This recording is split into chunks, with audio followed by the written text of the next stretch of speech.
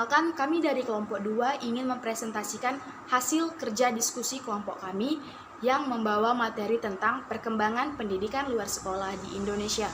Kami yang beranggotakan 7 orang, yakni saya sendiri, Putri Monika Graciela Siahaan, Ermelinda Oktaviana Simarmata, Putri Angeli Huta Balian, Eva Andriani, Dina Aulia, Adinda Karolita Sinulinga, dan yang terakhir adalah Leni Safitri Sirait. Di sini kami membawa 3 rumusan masalah. Yang pertama, apakah pengertian PLS serta bagaimana pandangan orang Indonesia terhadap pendidikan tersebut? Yang kedua, bagaimana perkembangan PLS semenjak masuk ke Indonesia? Yang ketiga, apakah PLS begitu penting di Indonesia? Dan di sini saya berkesempatan untuk membahas rumusan masalah yang pertama, yaitu pengertian pendidikan luar sekolah.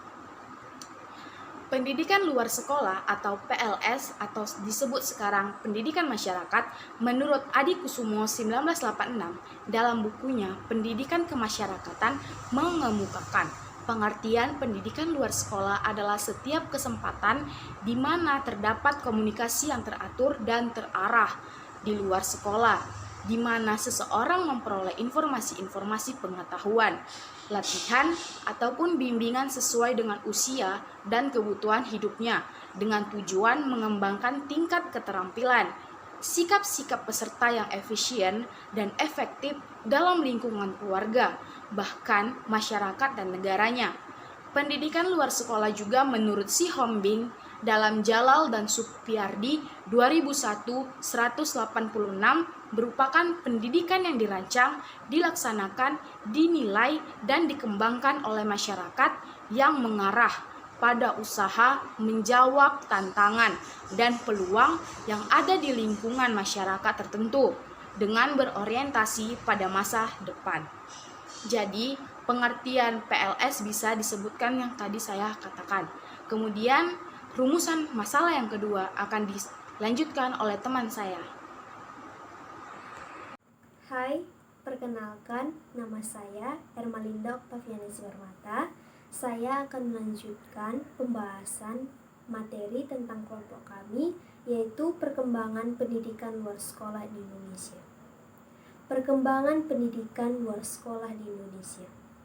Pertama, sejarah perkembangan PLS. Pertama sekali, kepanjangan dari PLS itu adalah pendidikan luar sekolah.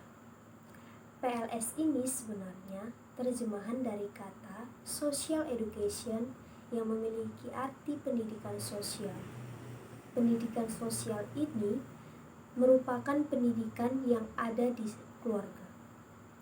Dan PLS itu merupakan pendidikan yang kita dapatkan selain dari pendidikan yang kita dapatkan di bangku persekolahan, seperti pada jenjang SD, SMP, SMA, atau bahkan sampai ke perguruan tinggi.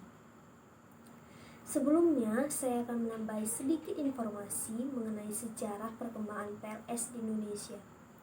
Sebenarnya, pada tahun 1989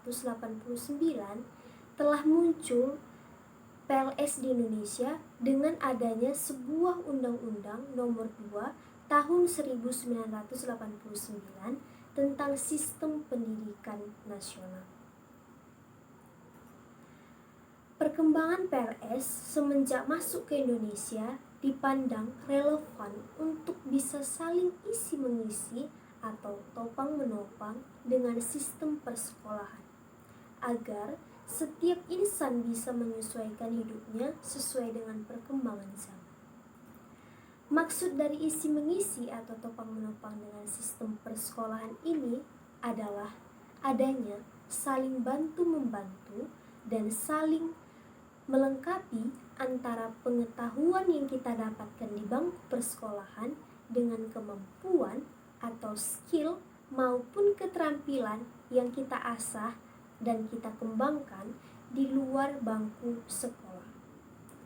Yang kita kenalkan tentang pendidikan itu, ya pendidikan secara tatap muka atau tatap langsung, atau kita pergi ke sekolah. Sering juga kita sebut dengan pendidikan formal. Jadi, dengan adanya atau munculnya pendidikan luar sekolah ini, seperti contohnya kursus atau les keterampilan komputer, memasak, menjahit, kecantikan atau salon, bengkel, ataupun homeschooling, maka akan mendukung sekolah formal yang telah kita dapatkan di bangku sekolah. Sekian penjelasan dari saya. Nanti akan dilanjutkan oleh teman saya berikutnya. Terima kasih. Assalamualaikum warahmatullahi wabarakatuh. Perkenalkan, nama saya Dina Aulia. Saya akan melanjutkan presentasi dari saudari Erma Linda, yakni apa sih yang mempengaruhi pendidikan luar sekolah? Penyebab yang mempengaruhi pendidikan luar sekolah disebabkan oleh 3 faktor. Yang pertama, pengaruh pendidikan informal. Yang kedua, pengaruh tradisi masyarakat. Dan yang ketiga, pengaruh agama. Pertama, pengaruh pendidikan informal. Pendidikan luar sekolah dipengaruhi oleh pendidikan informal, yaitu kegiatan yang berlangsung dalam keluarga. Di dalam kehidupan keluarga tersebut terjadi interaksi antara orang tua dengan anak-anaknya atau sebaliknya. Pada dasarnya, kegiatan tersebut menjadi akar tumbuhnya perbuatan mendidik yang dikenal sampai saat ini. Faktor yang kedua, pengaruh tradisi masyarakat.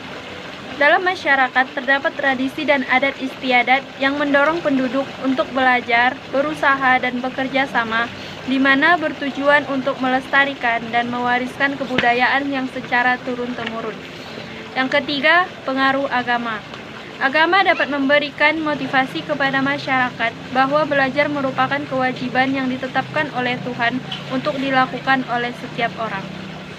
Saya kembalikan kepada moderator. Perkenalkan, nama saya Leni Fitri Sirait. Saya akan meneruskan presentasi dari Dina.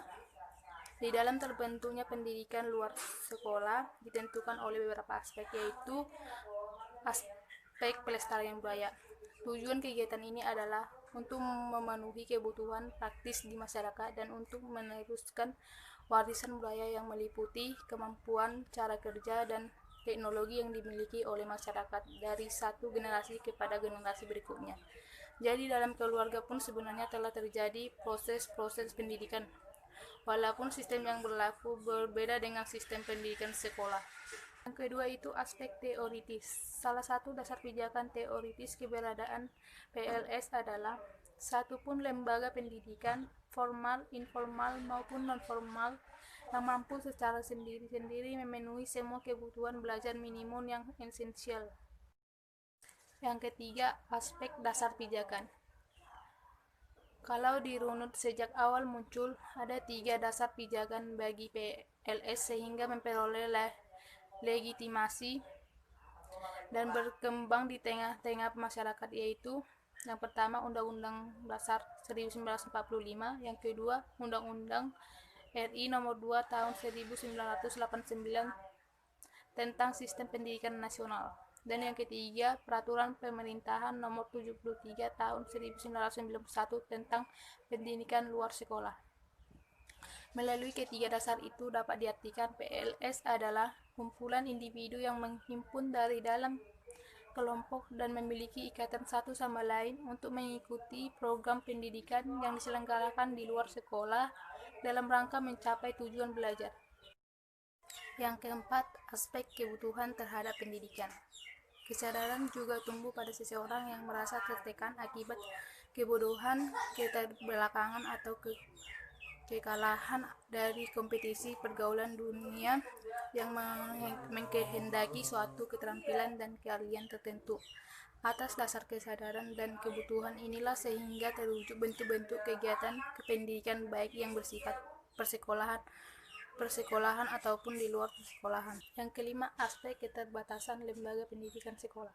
Lembaga pendidikan sekolah yang jumlahnya semakin banyak, ada yang bersifat formal atau resmi yang dibatasi oleh ruang dan waktu dan kurikulum yang baku dan kaku serta berbagai keterbatasan lainnya, sehingga tidak semua lembaga pendidikan sekolah yang ada di daerah terpencil pun yang mampu memenuhi semua harapan masyarakat setempat, apalagi memenuhi semua harapan masyarakat daerah lain. Terima kasih dan akan dilanjutkan oleh teman saya Eva. Assalamualaikum warahmatullahi wabarakatuh. Saya Eva Andriani akan melanjutkan materi dari Leni. Perkembangan PLS di Indonesia. Pendidikan luar sekolah bertujuan untuk membangun manusia Indonesia lama sebelum sekolah-sekolah didirikan di Indonesia, dan pendidikan diselenggarakan secara non-formal dan informal. Pendidikan non-formal maksudnya yaitu jalur pendidikan di luar yang dapat dilakukan secara struktur dan berjenjang. Sedangkan pendidikan informal yaitu jalur pendidikan keluarga dan lingkungan berbentuk kegiatan belajar secara mandiri yang dilakukan secara sadar dan bertanggung jawab. Kemudian berkembanglah pendidikan di Indonesia ini yang berjalan di masyarakat berupa pesantren-pesantren yang bila titik dari segi sejarahnya. Berawal ketika penyebaran Islam di Nusantara ini dilakukan secara intensif oleh Wali Songo. Sekian dari saya. Assalamualaikum warahmatullahi wabarakatuh. Di sini saya akan melanjutkan hasil presentasi dari saudari Eva, yaitu perkembangan PLS atau pendidikan luar sekolah di Indonesia dari tahun ke tahun. Yang pertama, tahun 1989 munculnya Undang-Undang Nomor 2 tahun 1989 yaitu tentang Sistem Pendidikan Nasional. Yang kedua, tahun 1991 Peraturan Pemerintah Nomor 73 tahun 1991 bertujuan untuk melayani warga belajar supaya dapat tumbuh dan berkembang sedini mungkin dan sepanjang hayatnya guna meningkatkan martabat dan mutu pendidikannya, memenuhi kebutuhan belajar masyarakat yang tidak dapat dipenuhi dalam jalur pendidikan sekolah. Yang ketiga, tahun 2003 terjadinya pembaruan dengan munculnya Undang-Undang Nomor 20 tahun 2003 pasal 26 ayat 1 sampai 4 yaitu tentang Sistem Pendidikan Nasional ataupun Sisdiknas. Terima kasih, selanjutnya akan dijelaskan oleh saudari Adinda. Nama saya Adinda Karolita Beru Sinulinga. Di sini saya akan melanjutkan materi yang sebelumnya telah disampaikan oleh Putri. Nah, materi kita selanjutnya adalah pentingnya pendidikan luar sekolah di Indonesia. Pendidikan luar sekolah adalah pendidikan non-formal, di mana pendidikan ini membantu untuk memenuhi kebutuhan masyarakat yang tidak mengenyam bangku persekolahan. Di sini berarti bahwa pendidikan luar sekolah ini adalah jalan keluar bagi mereka yang tidak mengenyam bangku persekolahan. Pendidikan luar sekolah juga membina agar warga belajar dan memiliki pengetahuan, keterampilan, serta sikap mental untuk mengembangkan potensi dirinya. Pendidikan luar sekolah juga merupakan tambahan dari pendidikan formal. Di sini dijelaskan bahwa pendidikan luar sekolah memiliki peran penting dalam rangka pelayanan pendidikan sepanjang hayat dan dibutuhkan saat ini hingga masa yang akan datang. Nah, ditilik dari sasaran ini adalah anak-anak maupun orang muda, di mana mereka yang telah menyelesaikan pendidikannya, tetapi merasa bahwa pendidikan itu memang diperlukan untuk seumur hidup gitu, sehingga mereka merasa bahwa pendidikan luar sekolah ini sangat penting baginya sehingga mereka bisa mengikutinya. Jadi pendidikan luar sekolah ini adalah pendidikan untuk mengembangkan potensi kita di masyarakat. Terima kasih. Baiklah Ibu dan teman-teman sekalian, selesai sudah hasil presentasi dari kelompok 2 yaitu tentang perkembangan pendidikan luar sekolah di Indonesia. Kesimpulan yang dapat kami sampaikan dalam presentasi ini adalah bahwasannya pendidikan luar sekolah itu sangat penting untuk masyarakat yang tidak terlayani dalam pendidikan formal.